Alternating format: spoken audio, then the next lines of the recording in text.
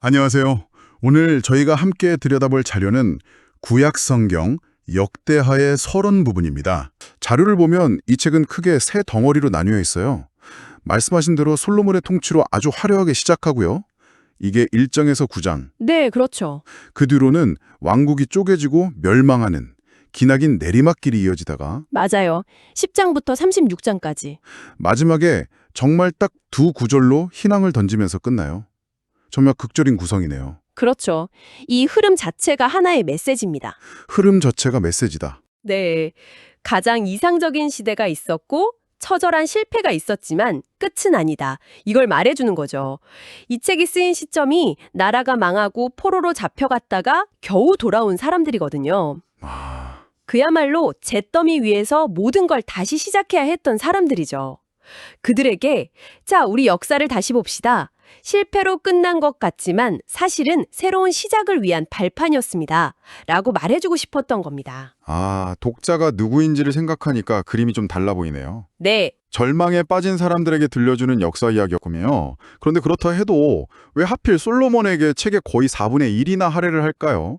이스라엘 역사에 다른 위대한 왕들도 많았을 텐데 말이죠. 네, 그게 정말 중요한 포인트죠. 심지어 이 자료를 보면 솔로몬 개인의 삶 전체를 다룬 것도 아니고 아주 선별된 이야기만 담았다고 하는데요. 네, 바로 그 선별이라는 단어가 정말 중요합니다.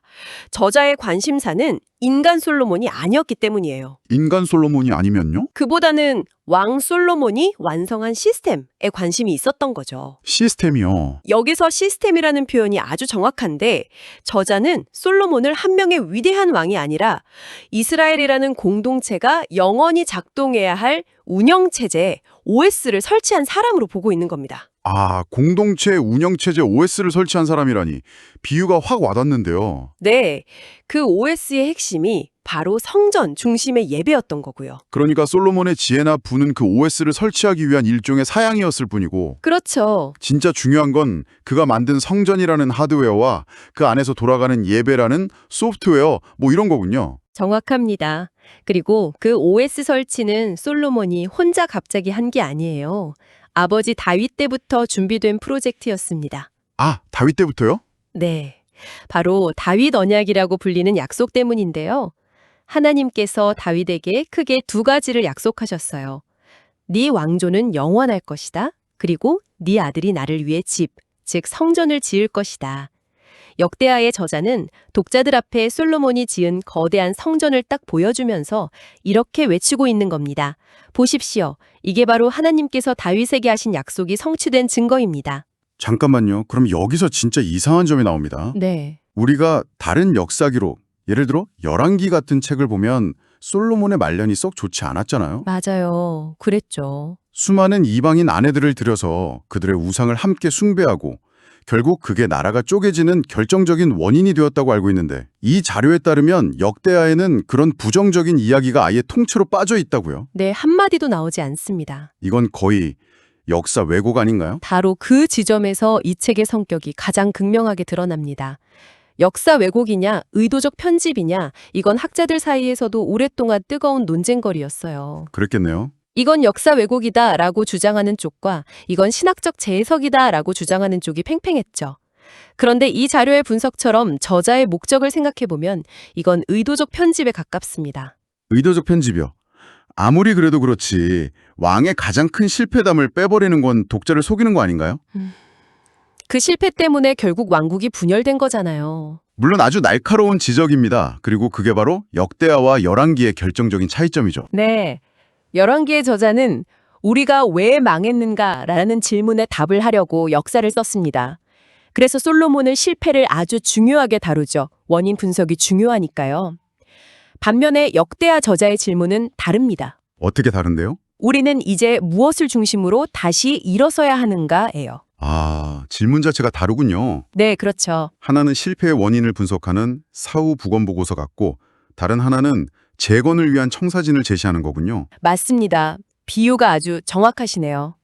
청사진을 그리는 사람에게 중요한 건 가장 이상적인 모델입니다. 그래서 저자는 성전 건축이라는 과업을 완수한 왕으로서의 솔로몬, 즉 이스라엘 공동체의 정체성을 확립한 이상적인 아바타를 보여주고 싶었던 겁니다. 이상적인 아바타? 네, 그 목적에 방해되는 개인적인 함결들은 과감하게 편집한 거죠. 마치 뛰어난 다큐멘터리 감독이 수백 시간 촬영분 중에서 자신의 메시지를 가장 효과적으로 전달할 장면만 골라내는 것처럼요. 그렇다고 그 감독이 거짓말을 한 건 아니지만 그렇죠. 거짓말은 아니지만 분명한 의도를 가지고 사실을 재배치한 거죠. 그렇군요.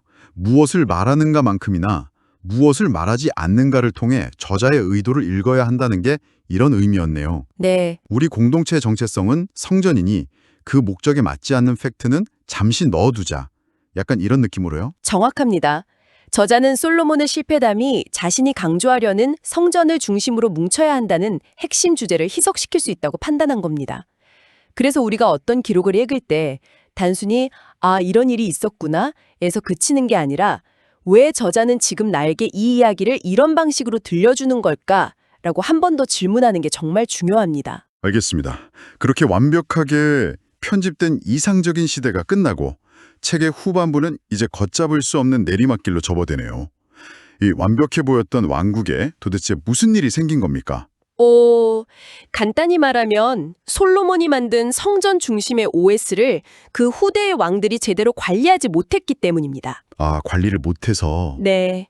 역대하에서 좋은 왕과 나쁜 왕을 가르는 기준은 아주 단순해요. 그가 성전을 소중히 여기고 하나님께 올바른 예배를 드렸는가? 아니면 성전을 무시하고 다른 신들을 섬겼는가? 정말 기준이 명확하네요. 네, 이 기준에 따라 수많은 왕들의 흥망성쇠가 파노라마처럼 펼쳐집니다. 안타깝게도 대부분의 왕들은 실패했고 그 실패가 쌓이고 쌓여서 결국 바빌론에 의한 멸망이라는 파국을 맞게 된 거죠. 모든 것을 잃어버린 거네요. 나라도, 성전도, 주권도. 그렇게 모든 것이 끝났다고 생각되는 절망의 구렁텅이에서 이야기가 그냥 끝나는 건가요? 그럴 법도 한데 저자는 마지막에 정말 예상치 못한 카드를 꺼내듭니다. 예상치 못한 카드요?